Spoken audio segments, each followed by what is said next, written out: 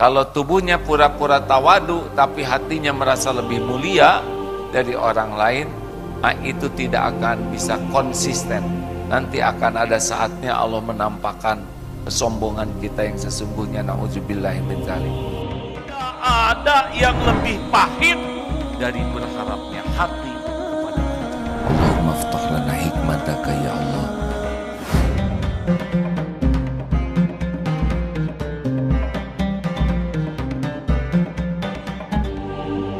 Maka kalau para ulama yang tawadu asli itu, bukan tawadu tuh ya, bukan badan yang dibungkuk-bungkuk.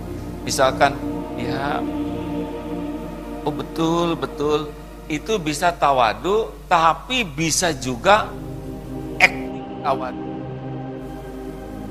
Jadi tawadu yang asli itu di hati yang tidak meremehkan orang lain. Karena ada yang acting tawadu, oh iya benar, oh maaf. Tapi harapannya itu dianggap sebagai orang tawadu. Nih saya tawadu, nih saya orang berilmu tapi saya rendah hati. Itu mengangkat diri dengan pura-pura rendah hati. Jadi orang yang tawadu asli itu tidak dengan acting badan tuh ngikut saja. Tetapi orang yang pura-pura tawadu, nanti dia ingin sekali dianggap oleh orang lain itu tawadu. Dengan cara berjalan, cara berpakaian, merunduk. Tapi pikirannya itu adalah sibuk ingin dilihat orang sebagai orang tawadu. Ini bukan begitu, itu tawadu palsu. Kadang sengaja pakai sepatu yang lusuh, pakaian sederhana, tapi bukan niat tawadu, ingin diakui orang. Bukan ini yang tawadu asli. Orang yang merasa tawadu, rendah hati, itu bukan orang tawadu. Karena dia merasa sesuatu seperti orang yang merasa ikhlas. Itu bukan orang yang ikhlas asli. Kita tidak memerlukan merasa tawadu. Yang penting itu benar-benar jadi orang rendah hati. Bukan untuk dinilai orang, tapi memang Allah mencintai orang-orang yang tawadu. Bagaimana diantaranya?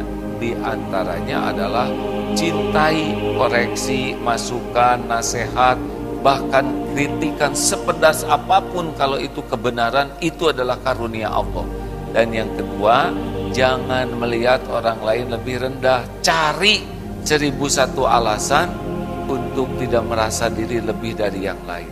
Lihat yang masih muda, aduh adik-adik ini masih muda, berarti dosanya lebih sedikit dari saya. Lihat yang lebih tua, oh berarti ilmu dan amal pengalamannya lebih banyak daripada saya. Lihat yang tergelincir berbuat dosa, boleh jadi itu dosa yang mengantarkan taubat nasuha. Ada orang yang berbuat salah, jangan-jangan dia berbuat salah karena belum tahu ilmunya. Terus mencari 1001 alasan untuk tidak membuat diri kita merasa lebih hebat, lebih mulia daripada orang lain.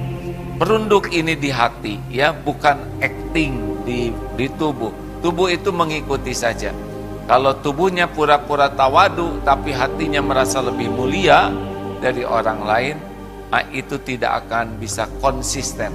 Nanti akan ada saatnya Allah menampakkan kesombongan kita yang sesungguhnya. Na'udzubillahi min dzalik.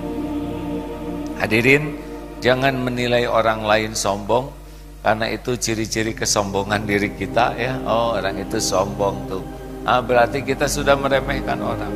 Kalaupun memang nyata-nyata ada orang yang sombong, maka Allah memberikan pelajaran bagi kita untuk tidak meniru kesombongan orang itu dan membantu orang tersebut bisa lebih tawadu.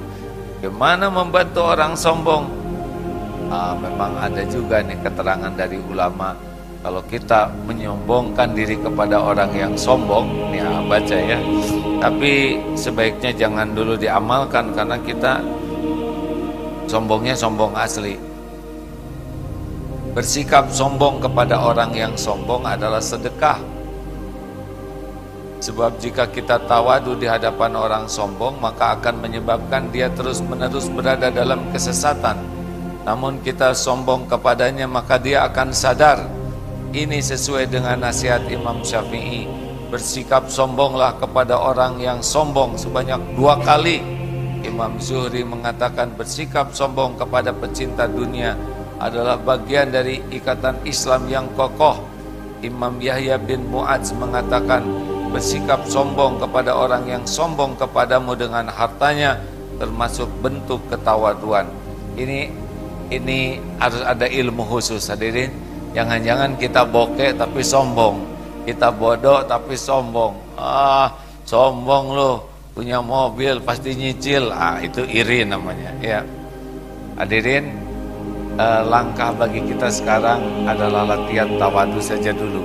Karena yang bisa melakukan ini adalah para ulama yang mengerti bagaimana menundukkan hati orang sombong.